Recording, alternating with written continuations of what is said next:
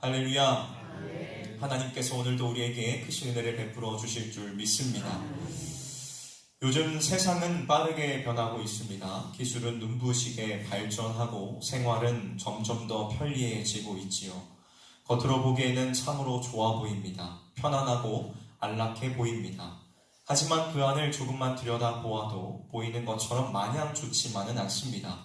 사람들의 마음은 점점 더 메말라가고 있으며 영혼은 병들어가고 있습니다.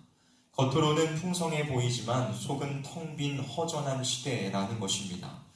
여러분, 왜 그런 것일까요? 그 이유는 사실 분명합니다. 바로 하나님을 잊어버렸기 때문입니다. 성경은 사람이 하나님을 떠났을 때의 삶이 어떻게 바뀌는지를 보여줍니다. 오늘 본문 말씀인 창세기 4장 16절에서 26절은 이것을 우리에게 보여주고 있습니다. 가인의 자손들은 도시를 세우고 문화와 기술을 발전시켰습니다. 그들의 삶은 겉으로 보기에 찬란하고 화려해 보였습니다. 그러나 그 안에는 하나님이 계시지 않았습니다. 그들은 안정을 원해서 성을 쌓았고 자신의 이름을 남기고 싶어서 도시를 만들었습니다.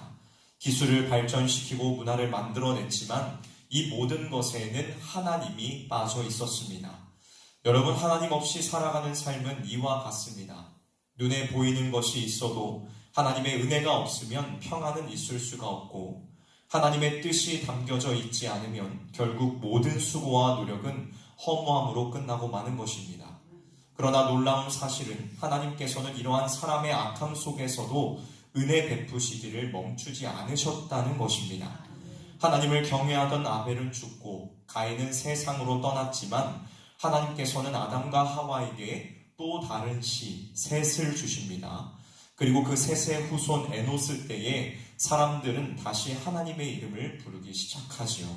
비로소 하나님을 찾는 신앙이 회복되기 시작한 것입니다. 사랑하는 성도 여러분, 오늘 우리는 이 말씀을 통해서 하나님 없이 사는 삶이 어떠한 모습인지, 그리고 하나님을 부르며 살아가는 삶이 얼마나 귀한 것인지를 함께 살펴보기를 원합니다. 이 말씀 앞에서 우리의 삶을 한번 점검해 보며 우리 앞에 놓여진 이 두 가지의 길 가운데에 어떤 길을 선택해서 걸어갈지를 분명히 정할 수 있는 저와 여러분들이 되시기를 주님의 이름으로 축복합니다. 먼저 첫 번째로 하나님 없이 살아가는 길이 있습니다. 여러분, 하나님을 떠난다는 것은 단순히 몸이 멀어진다는 것이 아닙니다. 마음과 삶의 중심에서 하나님을 밀어내버린다는 것을 의미하죠. 바로 가인이 그랬습니다. 하나님께서는 그를 책망하시면서 회개할 기회를 주셨지만 가인은 회개하지 않았습니다. 그는 오히려 하나님의 얼굴을 피하여 떠났고 다시는 하나님 앞으로 돌아오지 않았습니다. 가인은 에덴의 동쪽 놋 땅에 가서 거주했습니다. 여기에서 이 놋이라는 말은 떠돌다, 유리하다라는 의미입니다. 말 그대로 하나님을 떠난 삶은 유리하며 방황하는 불안한 인생일 수밖에 없다는 것이지요. 왜 그렇습니까? 세상의 큰 위협들 속에서 자기 스스로를 지켜야 하다 보니 불안을 떨쳐낼래야 떨쳐낼 수 없기 때문입니다. 가인은 거기에서 아들을 낳고 그 아들의 이름을 따라 성을 쌓습니다. 여기에서 우리는 하나님 없는 삶이 어디로 향하는지를 보게 됩니다. 그는 하나님을 찾지 않습니다.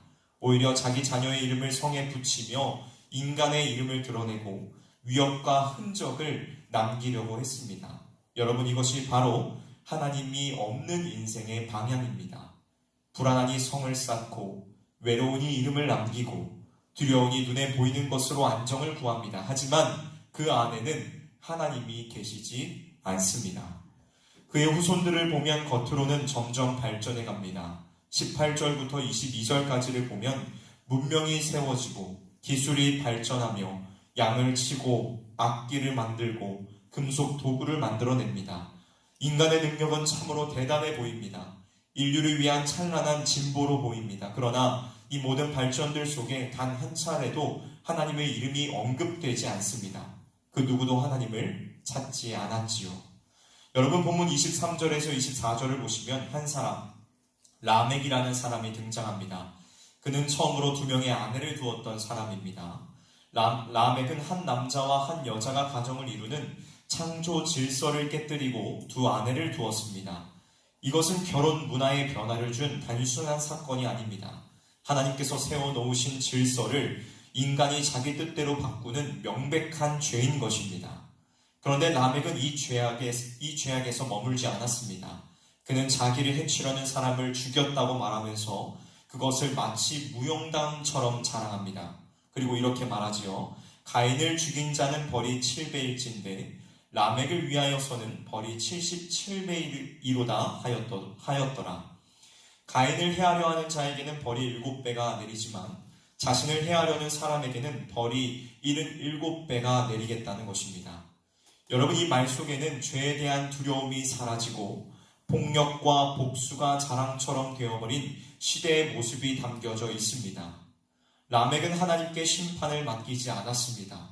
자기 스스로가 판단하고 자기 스스로가 복수를 집행하였습니다. 그리고 그 행동을 아주 자랑스럽게 노래했습니다. 죄에 대하여 무감각해졌으며 자기의 의가 진리가 된 것입니다.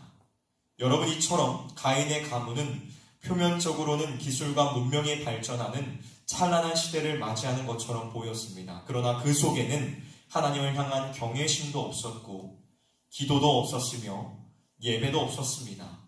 죄는 더욱더 대담해지고 사람은 점점 더 자기를 나타내는 일에 몰두하였습니다. 사랑하는 성도 여러분, 오늘 우리가 살아가고 있는 이 시대도 가인의 시대와 크게 다르지 않습니다. 우리는 전례 없는 문화와 문명 속에 살아가고 있지만 동시에 죄악이 만연한 시대에 살아가고 있습니다. 이 시대 속에서 우리는 끊임없이 이러한 질문을 해야 합니다. 나는 지금 누구의 이름을 부르며 살아가고 있는가? 나는 지금 무엇을 따라 살아가고 있는가? 다음 두 번째는 하나님을 부르며 사는 길이 있습니다.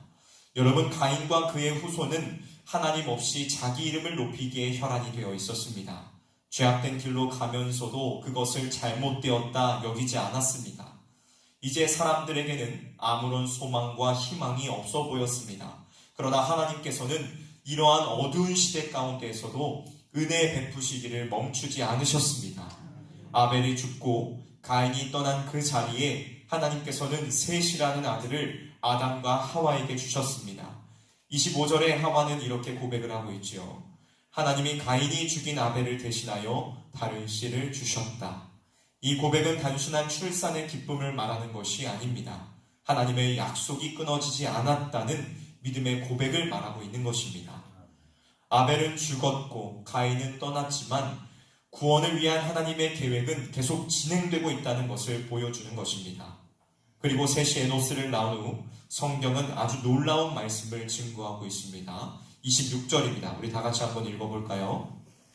26절의 말씀 함께 읽도록 하겠습니다. 시작! 셋도 아들을 낳았고 그의 이름을 에노스라 하였으며 그때의 사람들이 비로소 여호와의 이름을 불렀더라. 아멘. 여러분, 여기에서 여호와의 이름을 불렀다는 것은 단지 입술로 하나님의 이름을 부르며 찾았다는 것이 아닙니다. 하나님을 삶의 중심으로 다시 모시고 가족 공동체, 교회가 함께 모여서 그분을 예배하며 하나님의 주권을 인정하는 신앙의 회복이 일어나기 시작했다는 것을 의미하는 것입니다. 사랑하는 성도 여러분, 오늘 우리가 이 새벽에 하나님께 나와 그분의 이름을 부르며 기도하고 예배하는 것이 바로 이 에노스 시대의 믿음의 계보를 잇는 일입니다. 세상은 여전히 하나님 없이 잘 살아가는 것처럼 보입니다.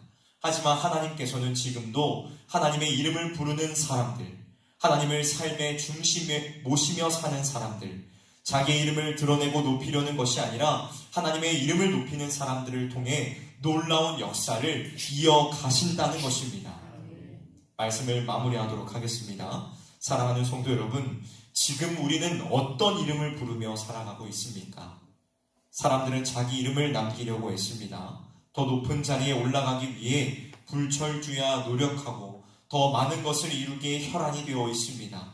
다른 사람들의 박수갈채와 인정을 위해 끊임없이 달려가고 있지요. 그러나 하나님 없는 이름은 결국 아무것도 남기지 못합니다. 하나님 없는 성공은 결국 마음을 지켜주지 못한다는 것입니다. 하지만 반대로 하나님의 이름을 부르며 사는 삶은 비록 사람들의 눈에는 보잘것없고 초라해 보여도 하나님 앞에서는 가장 복된 삶입니다. 왜냐하면 하나님께서는 그분의 이름을 부르는 자들을 결코 잊지 않으시기 때문입니다. 사도 바울은 로마서 10장 13절에 이렇게 말씀했습니다. 누구든지 주의 이름을 부르는 자는 구원을 얻으리라. 바라기는 우리 모두가 이 새벽 진실된 마음으로 하나님의 이름, 주의 이름을 부르는 자들이 되기를 소원합니다. 하나님을 우리의 삶의 중심으로 모시며 하나님을 예배하고 높이는 삶을 살아내는 저와 여러분들이 되시기를 주님의 이름으로 축원합니다.